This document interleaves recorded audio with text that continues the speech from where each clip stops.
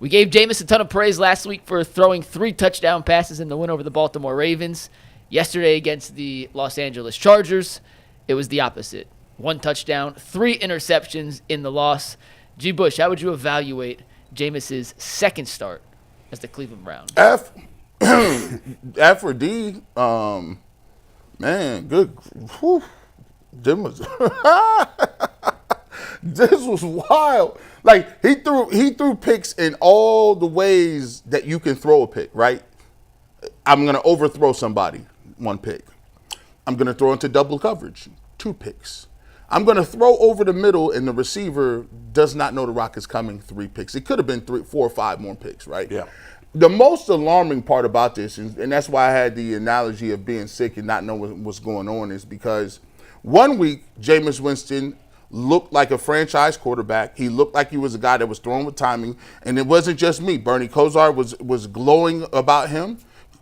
You had Sean King that was saying, like, look at these dimes right here, showing him like his anticipation throwing the football. And then this week, he was just like Deshaun Watson, like not the interceptions, but the way he looked, skittish in the pocket, didn't look like he was understanding what the coverage was, not getting to a second or third read, patting the ball, not on time, not on rhythm, and inaccurate when he was getting the ball some of the times as well, and not understanding where the pressure was coming from, all those different things.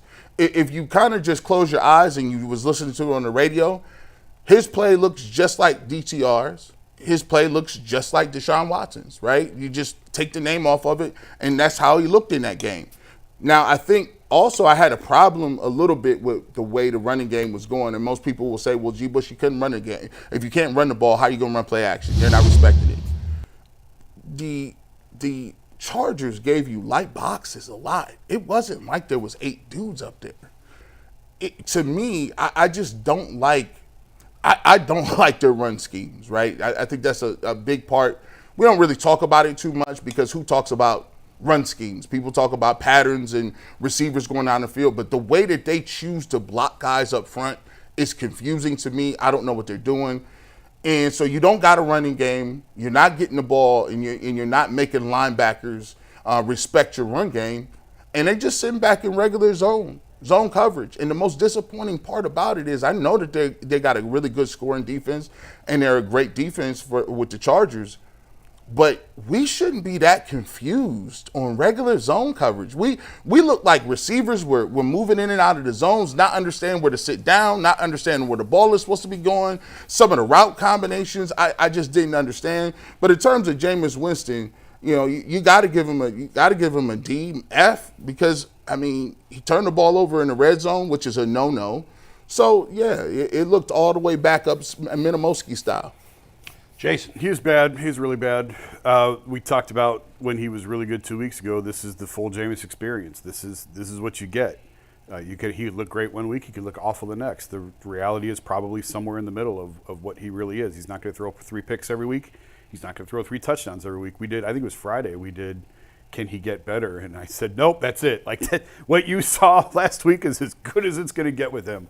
And I still believe that to be true. I don't think he's generally as bad as what we saw yesterday. But I also don't understand the play call. I don't understand.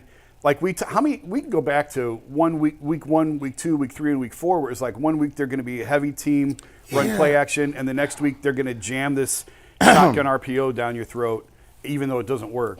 And then they go back to being. It's like we talked about it at Jacksonville, I think it was, or New York maybe, that they have an identity crisis. They can't figure out who they are. And last week looked the way it's supposed to look in Kevin's offense, and it felt like some of the old school Kevin offense.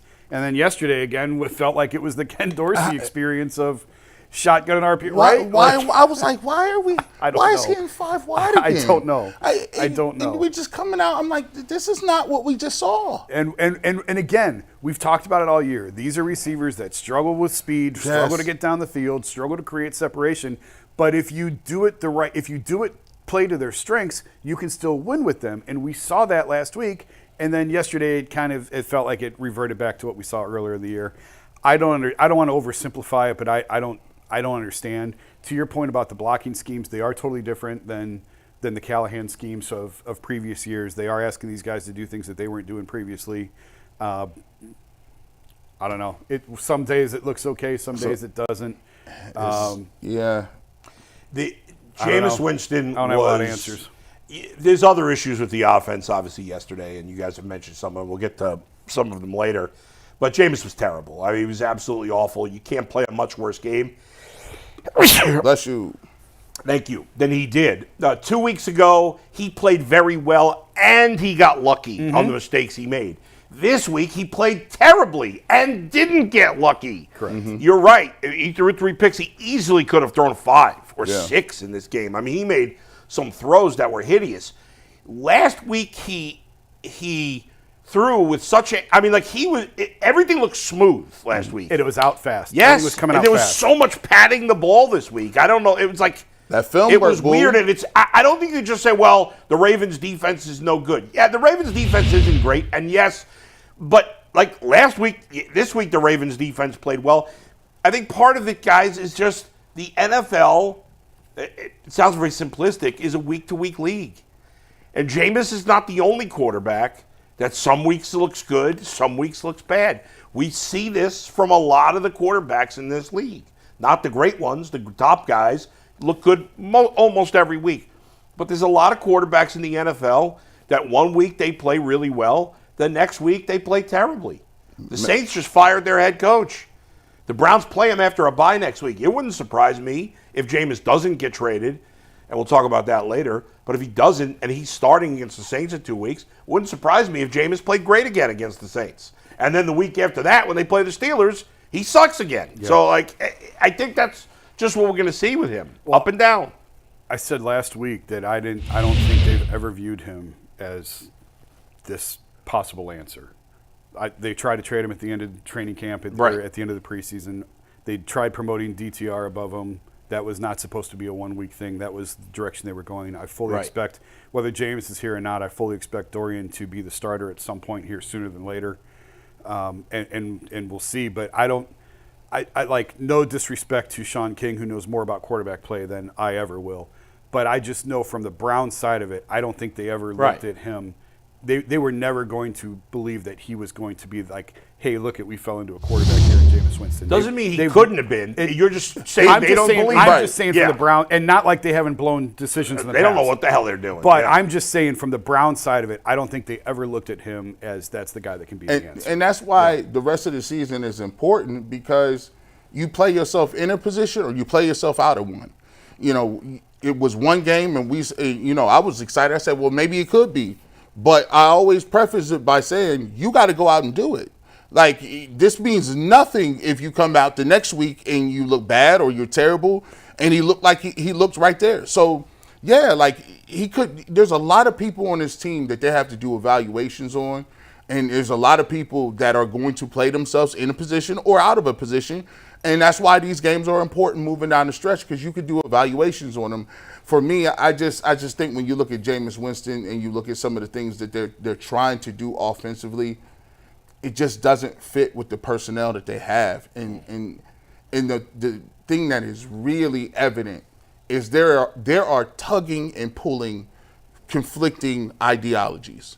That's evident just by what you see on the field. There's something off. There's something behind the scenes. Because there was no reason that you would come back out and say that Jameis Winston, when is the last time you seen Jameis Winston pull the ball down and try to scramble? He did that multiple times because he was just visibly uncomfortable in the pocket, like, that first read ain't there. And by the way, Bull, the NFL does this all the time. When we talk about why does he look good one week and not the next week, well, the film is out. Them defensive coordinators went back to the tape and said, oh, you doing this well? Oh, well, we'll take that away, this way. So let's just run zone the majority of the game and make the look muddy and make him make the right play every single play. Yeah. And it's hard, if you're going to drop back and throw the ball as much as they are, to make the correct read every single time and to complete passes. It's just tough. I know a decent amount of yardage, or was it that last play in garbage time?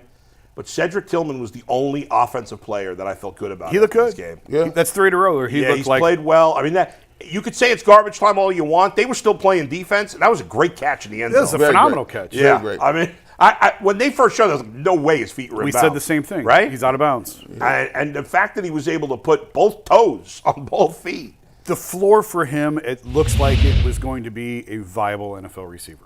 That's Yeah, the yeah, floor. yeah, yeah. He can help. He can help. He this can- team he can help our win team. games. Yeah. And that's the floor. And now you build up from there. But, like, is there anybody else besides Tillman you feel good about after yesterday? On the offense or Yeah. in general? Offense. Offense. No. There's Judy did nobody some else for decent me. things. He was Judy the did only some guy I decent felt good things. about. at the end of Judy the was game. okay. Judy's okay, but we already knew he was okay. Yeah. You know, like He he's is what not he is. breaking out from what he was. Right. Let's just be honest. Yeah. When you turn the TV on and you watch these other teams, they be having 3, 4, 5 dudes that just stand out. Boom! Hit you right in the face. There's a receiver. You see Malik Neighbors. Oh, there's one. Yeah, they got one. You see Jaden Daniels. Oh, wow! Look, this kid got some. Yeah. This kid got some burst. They got guys. The Browns. You got to squint real hard. Yeah. And think about it. Let me see. I saw something. I saw 2 glimpses of something here. I'm telling you, Cedric Tillman's going to finish first in receiving yards. He might. Yep. He very well might. He might. All right, Mike, what do you got for right us? now, he's second, which is exactly like I told you would be the case. Before So- we move on, and maybe this is a topic for another day, and if it is, just tell me to shut up, and we can talk about it later on. Can we all agree that firing AVP was an absolute disaster? Oh, 100%. Well, we're gonna talk about play calling in a sec That- in more that's depth. So 100%. let's save that for when we get to that part. They of should the have given season. him a chance to call plays. Yeah. Well, we'll talk about that, and that's probably a much deeper discussion for Yeah. a later day. But we are going to talk play calling in a sec. I want to talk about the secondary mishap